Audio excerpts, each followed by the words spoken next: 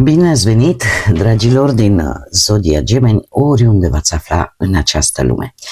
Suntem din nou împreună la o nouă lectură pentru prima săptămână a lunii iunie, perioada cuprinsă între 1 și 7 iunie. Așa că, dragilor, toți cei care aveți nu doar soarele, ci și luna, Venus sau poate ascendentul în Zodia Gemeni, această lectură este de asemenea și pentru voi. Ca de fiecare dată vă readuc aminte că este o lectură general colectivă, așa că vă rog să luați decât ceea ce va rezona cu voi. Desigur, vreau să le mulțumesc încă de la început celor care sunteți aici lângă mine, care mă susțineți prin fiecare comentariu, prin gesturile de apreciere și fiecare gând bun care vine din partea voastră, așa că mii de mulțumiri tuturor. Dacă sunteți aici pentru prima dată, vă urez bun venit, iar dacă la finalul lecturii simțiți că ați rezonat sau pur și simplu v-a plăcut, nu uitați, dragilor, să vă abonați. Este gratuit și în felul acesta nu veți pierde niciuna dintre lecturile mele. Desigur, faceți uz de instrumentele puse la dispoziție de către YouTube, de like, de hype, super like, aceste instrumente care vă ajută ca voi să vă arătați sprijinul și aprecierea față de acest conținut pe care eu îl public aici pe canal. Înainte de toate, dat fiind că suntem în zodia voastră și știu sigur sunt mulți dintre voi vă veți celebra zilele de naștere în această săptămână, să profit de această ocazie să vă spun la mulți ani, să fiți sănătoși, să aveți parte de bucurii și de multe împliniri. Pe de altă parte, 1 iunie fiind ziua copilului, dragilor, nu uitați să hrăniți și copilul din voi. Să-l hrăniți și să nu vă pierdeți, indiferent ce vârstă aveți, să nu vă pierdeți inocența care vine din această energie a copiilor. Și, bineînțeles, la mulți ani celor care aveți copilași. Acum, haideți să vedem care este energia voastră. Energia voastră este a lui Samhain. Este o zeitate vikingă care ne vorbește despre posibilități. Dragilor, Samhain, uite aici, cred că, ba nu, e cred că e un festival celtic care ne vorbește de tranziție, de sfârșit de ciclu, de noi posibilități. Și se pare că există momente de acțiune. Există momente de acțiune, dar și momente de pauză. Unele lucruri trebuie lăsate să se încheie în mod firesc, pentru că altele noi să poată apărea, așa că este important pentru voi în această săptămână să renunțați la ceea ce nu mai funcționează, să nu forțați anumite acțiuni și atunci când, cum să spun, simțiți nevoia de o perioadă de liniște și de aparent gol, ca și cum nimic nu s-ar întâmpla în viața voastră, nu sunt o lipsă, o pierdere de timp. Este de fapt un spațiu intermediar pentru intrarea unor noi posibilități în viața voastră. Dacă veți încerca să rezistați la această schimbare, dacă veți avea acele frici, acele temeri legate de anumite finaluri, dacă vă agățați de situații vechi sau dacă luați în grabă unele decizii, asta vă poate aduce în situația de blocaj. Pe de altă parte, nu forțați lucrurile. Este o săptămână în care mai ales, nu știu, în acele situații în care voi simțiți că nu vă merge cum v-ați fi dorit voi, cu cât veți forța mai mult lucrurile, cu atât ele se vor îngreuna și mai mult. Așa că sunteți într-o săptămână în care bine ar fi atunci când apare o anumită pauză, apare, așa cum am mai spus, posibil să simțiți o perioadă în care parcă nimic nu se întâmplă sau nu avansează, nu o luați ca pe ceva negativ. De multe ori pauza asta este benefică. Haideți să vedem ce ne spune și tarotul. Ce vine pentru dragii mei din Gemeni în săptămâna 1 până pe 7 iunie, atât pe plan profesional, financiar sau sentimental. Să vedem.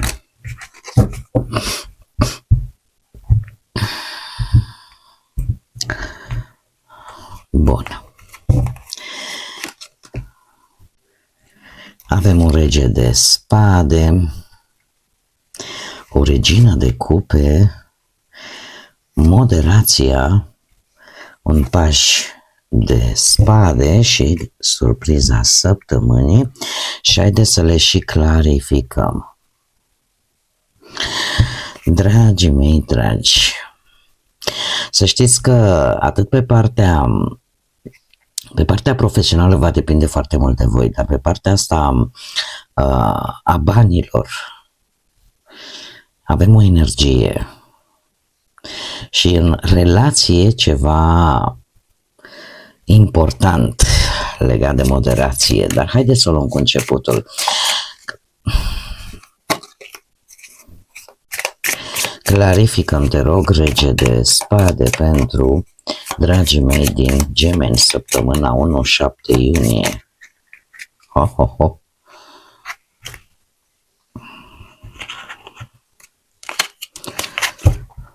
Le lăsăm așa. Clarificăm regina de cupe. Clarificăm moderația. Clarificăm pajul de spade.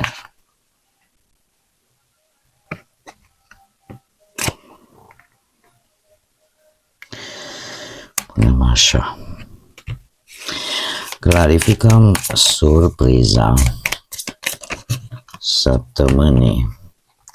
Foarte multe cărți, să vedem cum le aranjăm. Dragilor, avem un rege de spade, foarte bine poate să vă reprezinte pe voi pentru că reprezintă zodiile de aer. Acest rege de spade îmi vorbește pe partea muncii de conducere, de luarea unor decizii mult mai limpede, de gestionarea poate cu mai multă rațiune, cu mai multă logică, poate o echipă, un proiect. O veți face cu mai multă autoritate și în momentul în care veți lua o decizie legată de muncă, o veți face mult mai strategic și mult mai bine fundamentată. E posibil să reușiți să rezolvați o problemă complexă în urma experiențelor prin care ați trecut, dar cel mai important folosindu-vă de rațiune, de ceea ce este real, de ce se vede și ce este în realitate, ce duce la această decizie importantă. Și avem un paș de spade, un 6 de spade, avem moderația, încă o dată apare moderația, de data aceasta la clarificarea pentru muncă, 7 de cupe și marele preot. Ca și zodii, poate aveți nevoie să știți, pe plan profesional avem zodia Taur, Săgetător și poate tot ca voi, Gemeni sau Vărsător și Balanță. Acum, dragii mei, se pare că pe partea asta a muncii voi poate ați urmat până acum anumite reguli, anumite proceduri foarte bine stabilite, că e vorba la locul de muncă, că e vorba de propria voastră afacere, ați respectat un anumit regulament, o anumită politică internă, un anumit standard, să spunem așa. Poate că ați învățat foarte multe de la un mentor sau de la colegi poate mai experimentați așa și ați primit chiar și un sfat vis-a-vis de anumite oferte, poate anumite idei, anumite, cum să le zic eu, tot felul de opțiuni pe care le-ați avut. Lucru care v-a echilibrat foarte mult cu moderația și aș mai spune că ați lucrat foarte bine într-o echipă. Ați reușit, să zicem așa, să găsiți un echilibru între păreri diferite, da? Chiar ați reușit poate să și mediați anumite conflicte. Lucru care v-a făcut să lăsați în urmă orice obstacol mai ales dacă ați traversat o perioadă destul de dificilă. Ați reușit să progresați, să treceți peste anumite conflicte care au avut loc, poate la locul de muncă sau cu colaboratori, asociați, și în felul acesta, cu pajul de spade, ați intrat într-o energie mai entuziastă, cu mai multă inițiativă. Chiar dacă uneori s-a văzut lipsa de experiență pentru unii, se pare că ați fost hotărâți să începeți un proiect nou, cu energie mult mai mare. Aveți tot felul de idei inovative.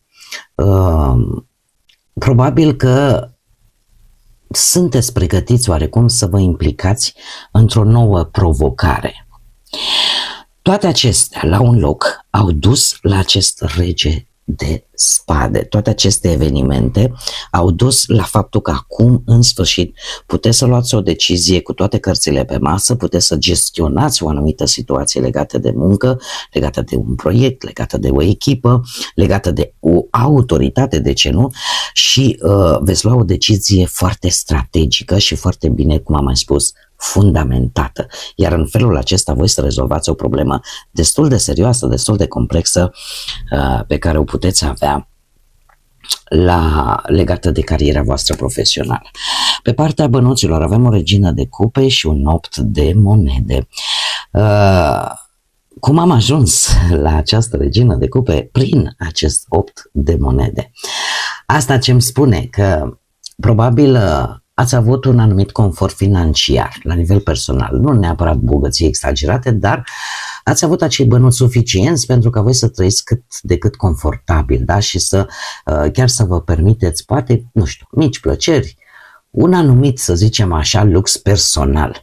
Cert este că v-ați construit o bază materială foarte stabilă, care a dus la această regină de cupe. Această regină de cupe pe partea banilor îmi vorbește de câștiguri. Câștiguri din activități care poate implica, nu știu, grijă sau creativitate, nu știu, poate ați lucrat și în servicii de consiliere, în artă, în proiecte legate de educație sau poate pur și simplu această stabilitate cumva pe care voi ați obținut-o nu oricum, ci prin muncă, prin disciplină și nu prin noroc, vă aduc niște venituri care, e adevărat, vor crește lent, dar sigur. De asemenea, putem vorbi de venituri dintr-un job, cum am mai spus, pe aceste domenii care țin foarte mult de empatie, de compasiune, de artă, de înțelepciune emoțională, da? Tot ce ține și este legat de partea asta a lucrurilor, da? Cumva veți reuși în sfârșit să aveți un venit constant. Poate că ați învățat o meserie nouă, da? Și asta îți va aduce bani de care tu vei fi foarte mulțumit. Aveți totuși grijă cu oferirea acestor resurse sau cu cheltuirea acestor bănuți spre binele altora, mai puțin pentru voi. Da? Este într-adevăr o satisfacție care vă vine pe plan financiar, dar totuși aveți grijă cu o generozitate, să zicem așa, mai exagerată. Da? Adică nu vă dați totuși pe voi de tot la o parte și să vă oferiți bănuți așa altora. Pe partea relației avem moderația și clarificată prin nebunul. Să știți că pe partea asta a relației, eu aș spune că sunteți într-o energie în care încercați să mențineți o anumită armonie, un anumit echilibru în relația voastră. Sunteți mult mai calmi, discutați mult mai calm. Chiar sunteți oarecum disponibili să faceți anumite compromisuri între voi și partener. De ce? Pentru că vreți să vă construiți această relație așa, fără grabă, E posibil chiar să vă gândiți să faceți un plan în comun pe termen lung. Nu știu, dragă, ce facem? Uite, hai să ne luăm o mașină, hai să ne luăm o casă, hai să, nu știu, ne facem vacanța nu știu unde. Dau niște exemple puerile, dar cam asta înseamnă un plan în comun. Da? Să vă puneți de acord vis-a-vis de o anumită planificare. De unde provine toată această energie?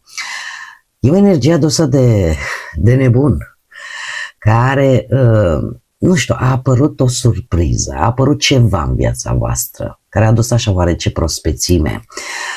Poate că ați început, nu știu, să faceți tot felul de activități, să comunicați mult mai sincer, mult mai spontan despre ceea ce vreți unul de la celălalt, despre ceea ce voi simțiți. Chiar dacă aparent poate că perechea voastră e și cazul ăsta în care poate voi sau perechea voastră să fie evitat pentru o lungă perioadă de timp acele discuții serioase și să fie avut așa un comportament mai juvenil, mai copilăros. Ați fost foarte curioși poate unii dintre voi, da? Și într-o căutare permanentă. Dat fiind acest lucru, trebuie să vă spun că sunteți într-o fază de maturizare, mai degrabă aș spune că chiar aveți o relație foarte matură, în care îmbinați surpriza cu, cum să spun eu, se încearcă surprinderea plăcută unul față de celălalt. Și acesta echilibrează foarte mult relația voastră. Acum, nu știu dacă zodia Vărsător sau Săgetător vă spune ceva. Aici avem, cum am mai spus, zodii de apă, Rac, Pești sau Scorpion. Și haideți să vedem acum la cei singuri. Da, avem un paș de spade. Voi, dragilor, voi sunteți foarte curioși. Vreți să obțineți niște informații. Avem aici 1, 2, 3. 3 personaje. 3 personaje. Avem zodii de pământ, Taur, Fecioară, Capricorn, zodii de foc, Berbec, Leu, Săgetător sau alte zodii de aer, Gemeni, Balanță sau Vărsător. În situația voastră, aș spune că voi, în afară de faptul că sunteți mult mai curioși și mult mai doritori să explorați ceva nou sau să vă implicați într-un mod foarte rapid într-o relație. De unde pornesc toate aceste lucruri? Există aici cineva cu putere financiară. Există cineva iară care, eu cred că voi ați avut ocazia să rămâneți cu cineva stabil. Ați avut această ocazie și era o persoană matură, stabilă, care a apărut în viața voastră. Sau dacă voi aveți și vreun ascendent, Lună, Venus, în zodii de pământ, Taur, Fecioară sau Capricorn, voi ați reușit la un moment dat ați atins o anumită stabilitate la nivel personal. Aveați viața, să zicem așa, pusă în ordine. Dar dacă vorbim de o altă energie, posibil să fi întâlnit pe cineva care chiar căuta o relație stabilă. Doar că în acel moment, cu acest 9 de bâte,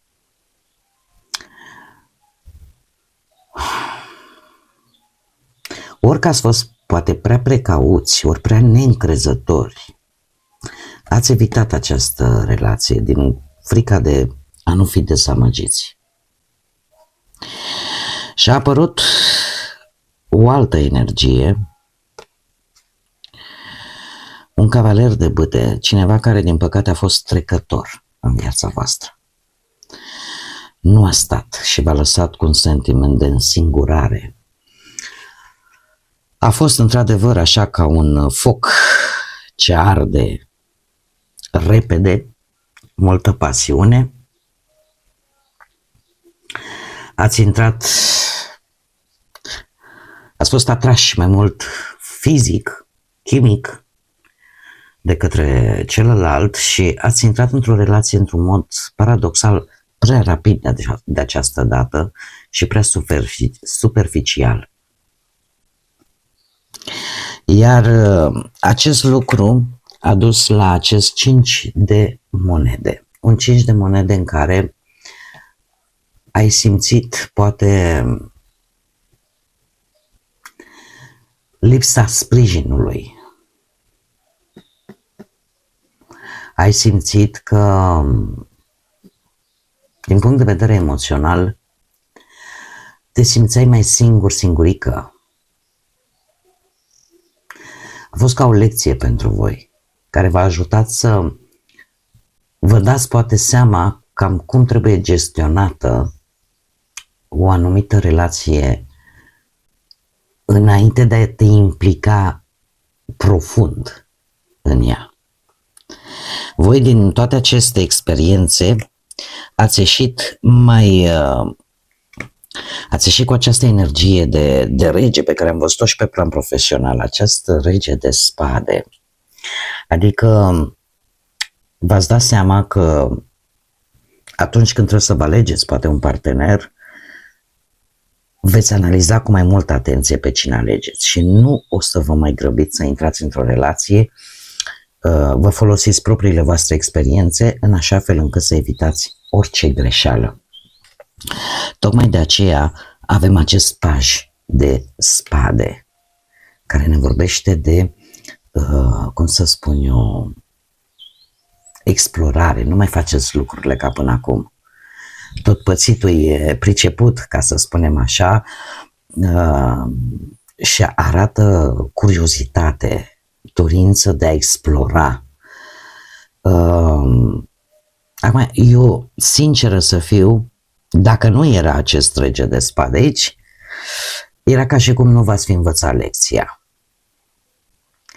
Dar dat fiind că avem acest rege de spade, asta îmi spune că sunteți probabil doritori de un nou început, dar făcut mult mai înțelept, mult mai rațional și chiar dacă a rămas curiozitatea, a rămas dorința de explorare, de relații noi, totuși eu aș spune că nu veți vedea chiar atât de superficial. Ce pot să vă spun cu siguranță este că mulți dintre voi, probabil, că veți evita angajamentele serioase. Deocamdată, cel puțin. Acum, surpriza săptămânii vine cu steaua Zodia Vărsător. Dragii mei dragi, la voi există o schimbare. Există probabil o anumită stare de tensiune pe care o aveți cu cineva dintr-o zodie, poate de Apă, Rac, Pești sau Scorpion, vă cam obosește. Este ca o luptă continuă din care parcă nimeni nu câștigă. Și veți scăpa, se pare, de acest lucru. E ca și cum o dorință devine realitate. 5 de spade, o situație care îmi vorbește despre un conflict, o dispută. Poate că și o lecție din ceva ce s-a pierdut. Poate că cumva ori ați intrat, ori intrați în situații în care există un anumit preț plătit. Fie el că te consumi mental, dar este o situație în care tu trebuie să înveți. Trebuie să înveți că nu toate luptele sunt importante. Trebuie să știi să-ți alegi aceste lupte în care să intervii și care merită consumul tău de energie, de bani, de atenție, mental, și unde nu. trebuie să insiști. Pe de altă parte, regina de cupe care, din câte văd eu, tot apare la voi și aici și acolo, voi ați intrat în această situație mai mult împinși de anumite sentimente, poate de, cum să zic eu,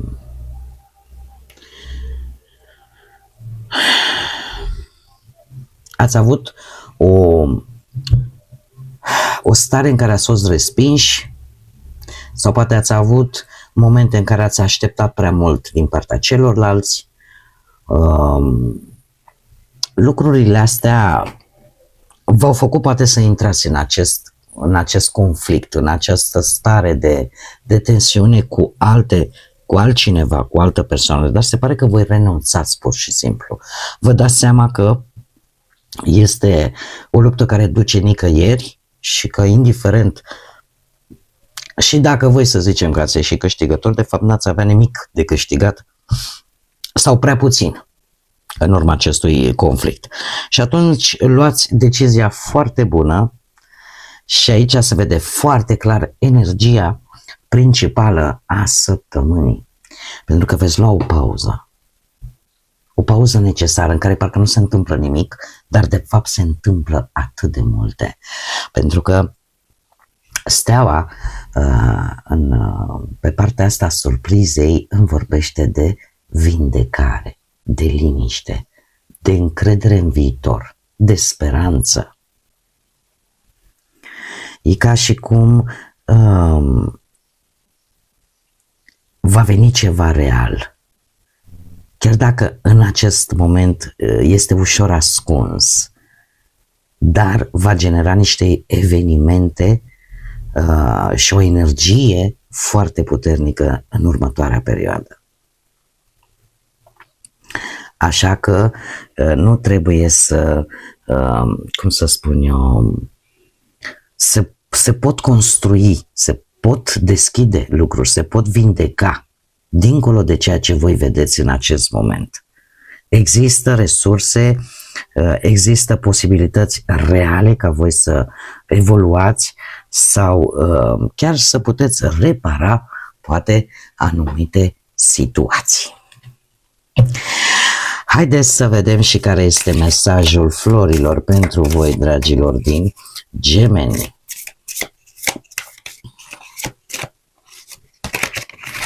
Mesajul florilor aduce energie planetară cu Agapando și spune așa: Pământul trece printr-o tranziție energetică și corpul este mult mai sensibil, dar nu ești singur, așa că acceptă ajutorul celorlalți. De fapt, involuntar sau indirect, mai degrabă aș spune, sunteți îndemnați să mergeți să vă lăsați purtați de energie. Dacă simțiți că este nevoie să faceți o pauză, să nu forțați lucrurile și chiar poate să cereți sprijinul, ajutorul acelor persoane care știți că sunt acolo lângă voi și care au fost dintotdeauna lângă voi în momentele voastre de vulnerabilitate sau de slăbiciune. Bun, dragii mei, cam aceasta a fost lectura pentru voi. Eu vă mulțumesc că ați fost alături de mine, iar până data viitoare, când cu siguranță ne vom reîntâlni la o nouă lectură, nu uitați, suflete frumoase, să gândiți înalt, să zburați înalt și să lăsați ca pacea, liniștea, iubirea și lumina să vă însoțească la fiecare pas.